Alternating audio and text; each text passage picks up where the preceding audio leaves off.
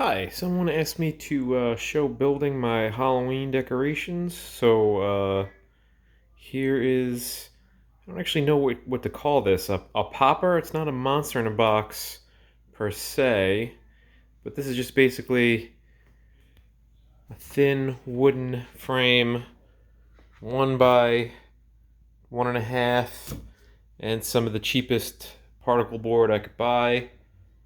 Um, and it's going to have a lid that pops open with a motor here. It's a linear actuator, and I splurged and I got a Fright Pops controller.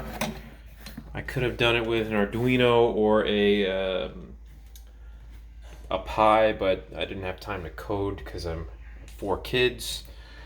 So this is just a quick little look at, this is not a woodworking channel, so I didn't show cutting all this stuff, and I didn't really have time to film all that. But it's just a basic 2x2 box. And then the front of it will have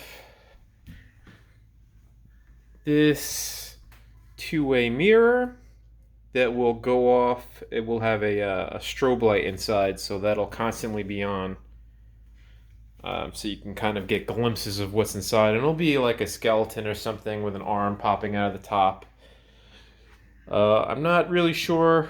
It's not a monster in a box. It's not quite a popper because it's going to move slowly. So I'm sure someone has done something like this before, and just hasn't named it, or I don't know the name, so I don't know who to give credit to.